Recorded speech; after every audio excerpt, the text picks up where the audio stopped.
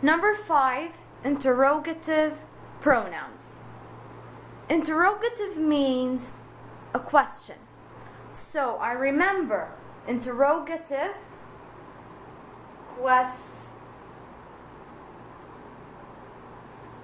question.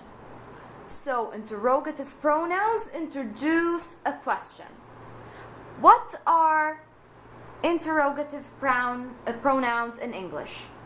Who, whom, what, which, and whose. Who and whom are used for person, humans. What is used for things, to ask about things. Which may be used for person and for a thing, only in interrogative case. Because later on, when we talk about relative pronouns, we're gonna notice that which is only for things. But in the case of interrogative pronouns, then which also works for people. And finally, whose for people as well. Alright, now, the thing about them, again, I don't want to go into details for subjective and objective, because we're going to have problems again if I don't know what a verb is and how does it work in a sentence. So I'm going to be brief about these pronouns, as well as for whose, because whose is possessive. So it is a possessive interrogative pronoun. That's why I put possessive in blue. Alright, so now you can catch up things. You can catch up with me. Why that pronouns are all related to each other. And that maybe separately you might have problems understanding them, but as a whole, I'm pretty sure you guys will be able to catch it all up with me and just move on. Alright, so this is for interrogative pronouns. Who, whom, what, which, whose. Alright, so the following are examples that contain interrogative pronouns. The first thing I need to do is that I see here question marks. So the pronouns in those sentences are, of course, interrogative pronouns. Now, I'm going to take who and whom together just to briefly explain the difference between who and whom, because again, we're stuck between objective case and subjective case, and hopefully I'm going to be doing a video separately on who and whom and what follows. But for now, let's just be brief and give this little difference between who and whom. Alright, so let's take the two sentences together as I've said. The first sentence asks, who told you? Meaning that there is someone who told me, or let's say any person. This someone here, someone, okay, told this person. And we need to know who that person is. Let's replace who with any noun. Let's take, or any personal pronoun. Let's say I told you. I, as I've mentioned in the previous videos, that I is subjective because it comes before an action verb. So subjective pronoun who. In this case, I need to use who because who is a subject pronoun. Alright, so there is someone who told another someone, a person. This someone here, I'm asking about this someone. Who is this person who told you? So who? I use who. Sentence number 2. Whom did you tell? Meaning that there is someone who told, meaning that this person is asking me, whom did I tell? Let's make it easier for you guys to understand. Meaning that I told someone. All right. So I just replaced you with I. So I put you as me. So since I told someone something, whatever, this someone here is whom. So it's just like I told or I did tell someone. This someone receives the action. So like I said, after action verbs, I get the objective case. And since since I'm asking about this someone, and this someone comes after an action verb object, okay, mark on object, then I use whom. Whom is the objective interrogative pronoun. All right? So this is the difference between who and whom. Who is subject. Whom is object. When I'm asking, when I'm being direct and I'm asking, who told you? Meaning that there is someone who told you. This someone is the subject, so it takes who. All right, the subject pronoun. Number 2, whom, for whom. Whom did you tell? I'm being a bit indirect, meaning that I'm talking about myself, meaning I told someone and I came to ask you, whom did you tell? So this person asks, or I answer, I told this blah blah. So this someone here, this blah blah, is object. Therefore, takes whom, the object pronoun. Moving on to number 3, finally, what has happened? As we said before, that what is used for things. All right, so simply here I'm just asking what has happened, meaning that there is something that took place, there is something that has happened, and I'm asking about it. What? All right, now coming to what? As there is a difference between who and whom, there is also a difference between what in the first sentence and what in the second sentence. Now, let's see. Again, to subjective and objective. So, question marks, meaning the pronouns in those sentences are going to be interrogative. Now, let's take what has happened alone and what do you want alone. When I say what has happened, meaning that there is something that happened, right? An incident, any event, an event, a ceremony, whatever, an accident. So, subjective, again, before the verb subjective. Before the verb subjective. So what in this case here is subjective. Now, how do I decide again? Because you're going guys to tell me here that also what here comes before the subject before the verb. So why isn't it subject? I'm going to tell you something. The clue to this is that you need to replace what with a noun. Let's say an accident has happened. All right, so this is the verb here. This is the noun that took place. Since it comes before the verb, then it is subject. All right, so what in this case here is subject. Number 2, what do you want? I'm going to transform this question into a statement, just like I did in number 1. So I'm going to say, what do you want? Let's say, I want food. All right, full stop. Now, food here comes after the verb want. So what here is object? Just like I said a million times that after action verbs, I always get objects.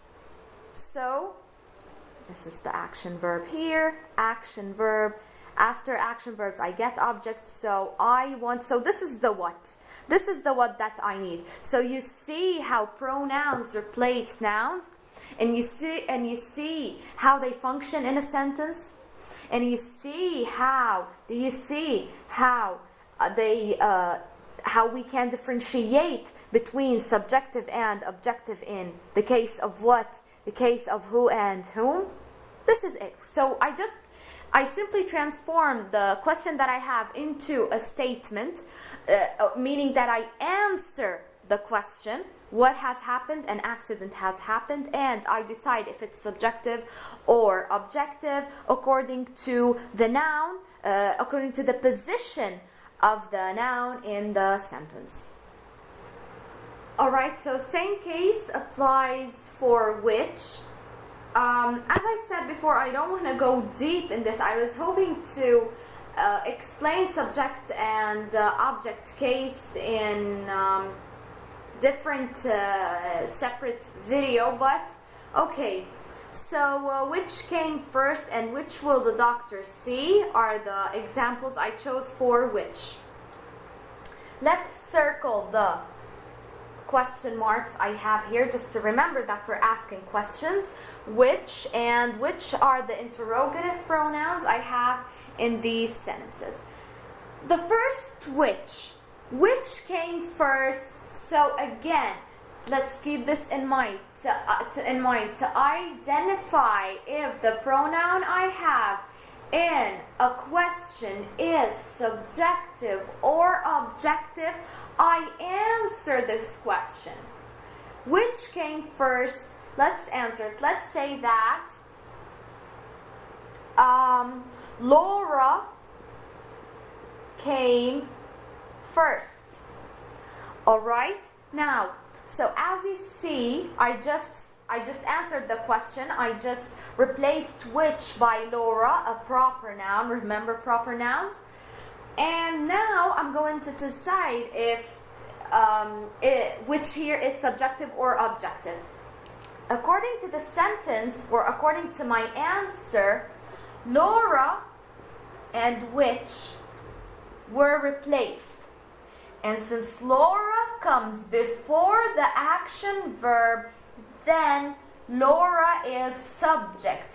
Therefore, the pronoun I use to replace Laura with is going to be subjective as well. So which in this case is subjective. Number 2. Which will the doctor see? Let's answer the question. Let's say that the doctor will see Laura first. Alright? So as you see, again, I replaced which with Laura. Now, after I replaced which with Laura, we're going to check if the pronoun which is subjective or objective in this case. Since Laura comes after the verb, the action verb, will see, the action verb I have here is will see. Laura comes after, then, as we said before, everything after an action verb, let's put an A here, is object. And since I replaced which with Laura, then which here is objective case. Alright? This is the difference between which, the subjective case, which, the objective case. Alright. The same thing applies for whose. There is a difference between subjective whose and objective whose. I'm going now to show you how to answer and ask or sentences using the interrogative pronoun whose. Alright? I'm going to start first with the answer. Okay, I'm going to start with the answer. Let's read the first answer. John's car hasn't arrived.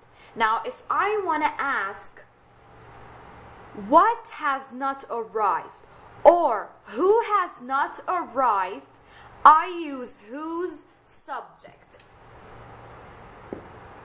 Furthermore, if the thing I'm asking about is is before the verb, then it is subject. And since here I'm asking about John's car, alright, then In this case, it is subjective. Number 2, I found John's car. So whose did you find? So as you can see, the thing I'm asking about comes after an action verb. So it is object. So in this case, whose is object. So the first thing I have to do to decide if whose in the sentence is an object or a subject, I specify the thing I'm asking about. I need to determine what I'm asking about. If this thing comes before the verb, just like in the first sentence, then my sentence here, my whose, is subjective. If the thing I'm asking about comes after an action verb, then it is object, just like the second sentence here, just like the second whose. A thing I want to mention about whose here is that you probably noticed that the word that I replaced whose with has an apostrophe S. John's, right? The thing here about whose is that when I use it as a pronoun or whatever, whose always shows possessiveness. Possessiveness meaning ownership. Ownership, a belonging. It's just like saying that this car is for John. And since this car is for John, then I have to put an apostrophe S. John's car. And to replace John's car, I use whose. Same thing here. All right, John's car. It's just the same thing. Okay. Another thing I want to say about this is that sometimes you find whose car has not arrived, or whose keys did you find, or whose car did you find, whatever. I want to tell you something that it kind of has the same meaning, but this is different grammar. This is a separate grammar rule. Whose in the sentences I just mentioned is not considered a pronoun anymore. And we're not going to go into detail in this, but this is just in case you're wondering when if you heard whose come with a noun following. All right? So we've talked in this video about the interrogative pronouns. I've mentioned them: who, whom, which, whose, and what. As I said, I also explained briefly the difference between each pronoun being in subjective case and being in objective case. Briefly, I said that subjects come before the verb and that objects come after action verbs, and you need to put in mind that action is important because I'm going to tell you later why. And I've also taught you how to decide whether the pronoun I have in the sentence is in subjective case or objective case. I said that I do that by answering the question with replacing the pronoun by a noun. And then I check the position of the noun I have, whether before the verb or after the action verb, and I decide upon this whether the pronoun is subjective or objective. Last thing concerning interrogative pronouns that I want to mention is that the suffix ever can sometimes be added to who, what, or which, those three interrogative pronouns mainly, just to show, in the question some confusion or surprise. Meaning when I express this question, I don't want to say ask, or let's say ask, all right? I show some surprise, I show some confusion. It's like I'm waiting for an answer, but in the same time, I'm not. Let's say the first sentence, whoever would want to do such a nasty thing? You know, I'm surprised, I'm confused, I'm being disgusted. Like, whoever would want to do such a nasty thing?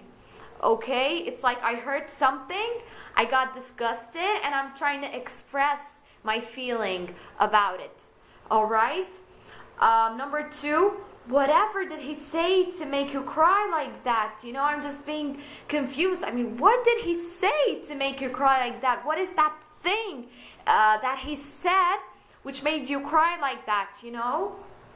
All right, I'm being very surprised and confused. Number 3, they're all fantastic. Whichever will you choose? It's like they're all fantastic. What are you going to choose?